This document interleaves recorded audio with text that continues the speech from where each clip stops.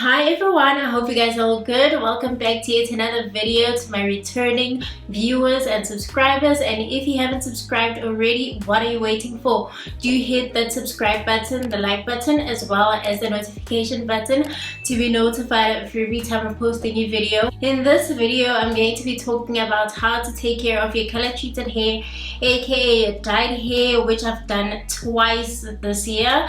I dyed my hair a different color and then I went back to my natural black color, and I'm going to be walking you through how I've been taking care of my hair, making sure that my hair doesn't break and it stays healthy. This video might be all over the place because I'm just going to be sharing generally what I do for my hair. I'm going to be sharing the do's and also the don'ts of what I followed to make sure that my hair is not going to be breaking in any way. So I'm going to start with the things that you should definitely do with your hair, and I'm going to start with moisturizing your hair, which is a big do. That's why I'm starting with it, because if your hair is moisturized, it's less likely to break. So what I do is I make sure that every day I spray on some water mixed with conditioner and also some light oils to make sure that my hair stays moisturized, it doesn't feel dry, and also it doesn't look dry. Another must do that I make sure that I do is to be gentle with your hair while you are washing it, while you are combing it, and also while you are styling it.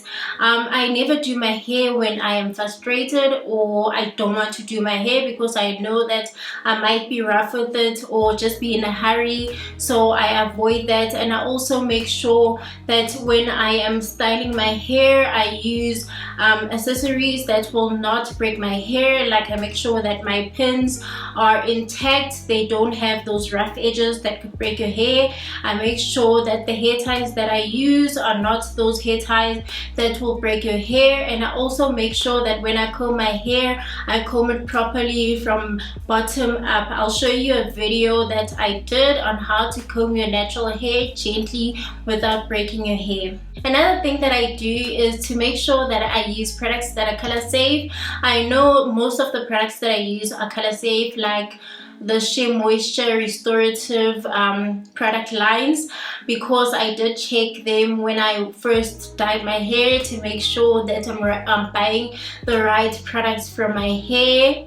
With that said, you should also make sure that you're using a deep treatment mask for your hair to make sure your hair is strong and is strengthened. The one I loved using, which is even done by now, is the Shea Moisture restorative deep treatment mask. I'm going to show it to you now. This is the mask that has saved my hair. It kept my hair strong, my hair didn't break, and it actually became stronger than it was even before I dyed my hair. I'm always raving about this deep treatment mask. It's even finished the way I used it so much. I love this deep treatment mask, and it's something that I'm going to continue using even throughout my natural hair journey. The shampoo that I'm using is also color safe. It doesn't fade away color, which is the Shea Moisture Jamaican Black strengthening and restore shampoo. This also keeps my hair very strong. It keeps my hair moisturized without leaving my hair too dry. Another thing you must do if you have a color that you do not want to fade away is to wash your hair less often. And if you're going to be washing it regularly, make sure that you're using the right shampoo. As I just showed you now, I love using the Shea Moisture Black Jamaican Castor Oil shampoo, which has kept my color safe. I also make sure that I co-wash once weekly, and then the second week I'll use a clarifying shampoo to make sure that my hair doesn't get too dry, but I have to still keep my hair clean.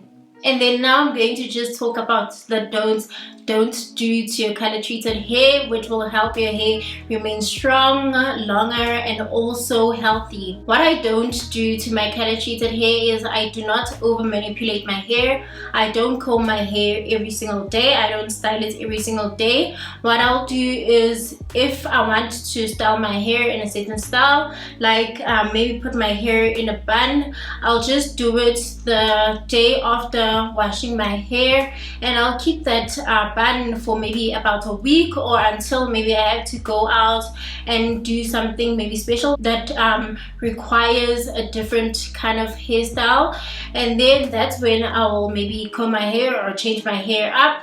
But usually I just leave my hair alone, and that is actually the best way to grow healthy hair. Anyone who has long hair will tell you that they just leave their hair alone. They do not over manipulate. They don't do a lot to their hair. They either maybe do protective hairstyles like braids for long periods of time, or they just leave their hair in a bun, and they usually just leave their hair alone, which will minimize breaking, because inherently if you do not comb, you won't be rough on your hair. This is also a secret that has helped my hair grow very long. It's that I just generally put my hair in a bun and I leave it alone until I have to wash it again, or I'm just going somewhere where I want to look fancy and I want my afro out, or I just want to do a different kind of hairstyle. Another thing you do not want to do is over dye your hair, like repeatedly dyeing even a different color, or just dyeing the same hair color repeatedly over and over again. You want to space out your dyes if you're going to dye your hair. I waited probably over 3 months until I dyed my hair back to my natural color after I dyed it the first time, to make sure that my hair does not break, it doesn't become dry, because the more you dye your hair, that hair dye will open your hair cuticles. It could make your hair high porosity, and it could make your hair very dry, leading to breakage, and also not seeing changes in hair length or hair growth, which could be very demoralizing if you're trying to grow your hair and you're also trying to retain healthy hair. So that's a don't for me. If you have to re-dye your hair when you see maybe you have a different color and then your roots are growing out, I would recommend that you do not dye the ends of your hair, you only dye the roots, to make sure that the ends of your hair are still healthy and they will not be brittle, dry, and damaged. Another don't I wouldn't recommend is not doing your research on which type of dye to use for your natural hair type. There are different dyes for different natural hair types, because you would find that some certain dyes could be over drying to your hair. They could lead to breakage because they're not the correct hair dye for your hair type.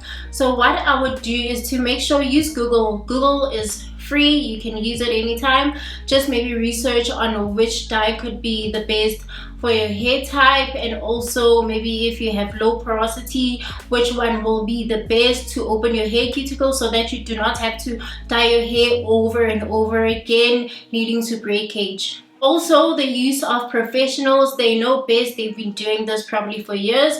Maybe if you could go to them, so that they are the ones who dye your hair, so that they can do it best and professionally without you maybe making mistakes the first time you dye your hair, then having to re-dye it a week after or a day after, which could be very damaging to your hair. And guys, these are the simple do's and don'ts that I've done on my natural hair to make sure that even though it's color treated, it remains the way it was, or even better than before I dyed my natural hair. It remains strong, it remains healthy, and I do retain the length that I do want to retain. It looks shiny and healthy also. Do leave a comment below on anything you'd like to comment, because I do enjoy reading your comments, and let's have a chat on the comment section. I'll see you in the next video. Goodbye.